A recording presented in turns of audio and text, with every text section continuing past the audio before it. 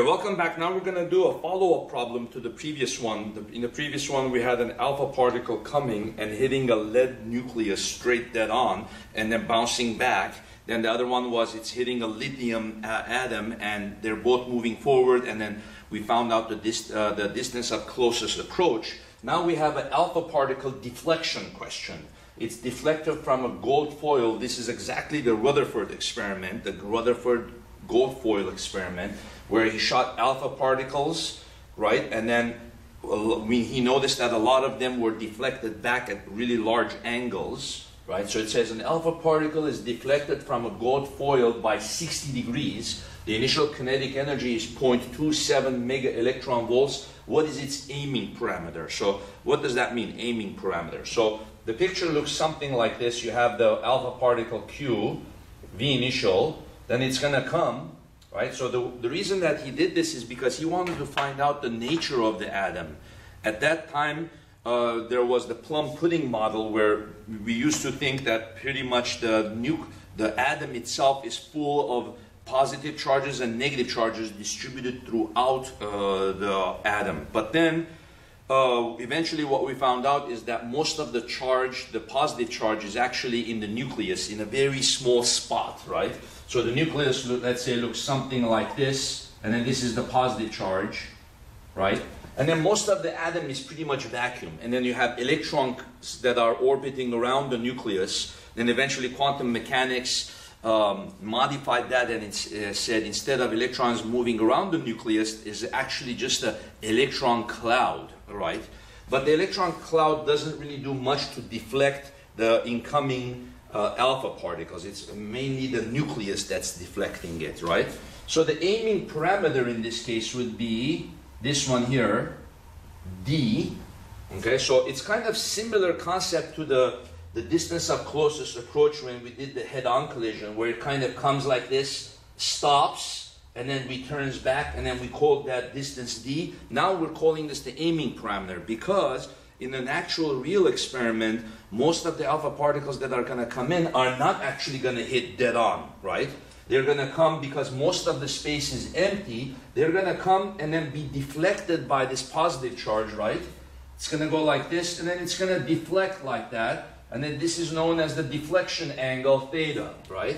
If it's coming closer to the nucleus, it's going to come like this, and then it's going to deflect at a larger angle, you see? So we would expect if the D value is smaller, it's going to come and feel the effect of the nucleus more, and it's going to deflect, and it's almost going to start looking like the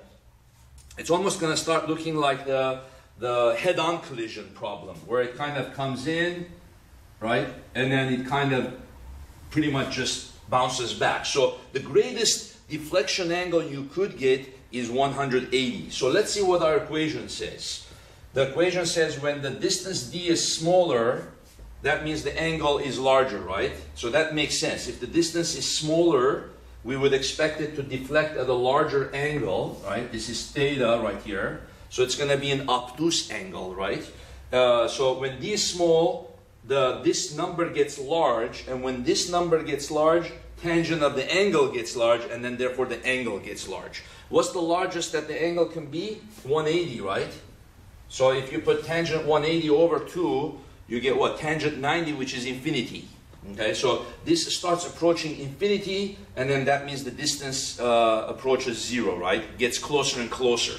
So then if it's a perfectly head-on collision, you solve the problem like we did in the previous case, where it's a head-on collision problem, right? So if it's exactly 180, you don't use this formula anymore. You approach it with the previous method that we did in the previous problem, okay? But if it's anything less than 180, then you apply this equation, okay? So what else do we see in the equation? The greater the kinetic energy of the incoming alpha particle, what's going to happen?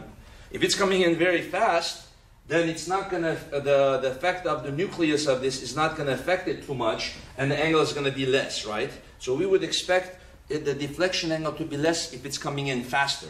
That's what this is saying. If the kinetic energy is large, the deflection angle is small, okay? How about the charges, the Q1, the Q2? Well, if the charges are large, if the charge of the alpha particle and the charge of the nucleus are larger, right? then we would expect the deflection angle to be large. So the equation makes sense. So every time you always look at a theorem, an equation, a derived equation, or any other thing, always make sense of every single element of that equation. Okay? Okay, so then in this case we have the particle is deflected from a gold foil by 60. So then we say here tangent 60 over 2, that'll be tangent 30, right? So then we have here, this is 9 times 10 to the 9th. And then we have here the charge of the alpha particle is 2 times the charge of the proton, right? And then the charge of the, in this case it's gold foil, the charge of the gold foil, the gold nucleus is 79 times the charge of the proton, right? So 79, okay? Then we divide that by 2, D is what we're solving for, and then the kinetic energy is 0.27 mega electron volts. So again, we put 10 to the 6th for mega. We convert from electron volts to joules, right? So then we have here 1.6 times 10 to the minus 19. This one cancels, and then the D goes over there, and then we solve for the D, right? When you do this, the D comes out to be equal to 0.73 picometers.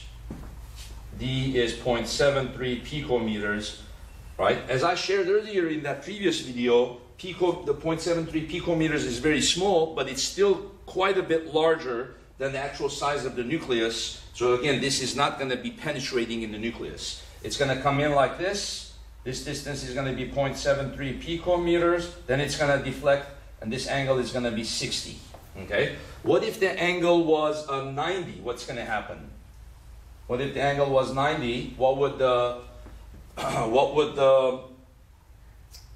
the D be, right? So then it would be tangent 90. 90 over 2 would be 45, right? So then it'll be, instead of tangent 30, here it'll be tangent 45, right?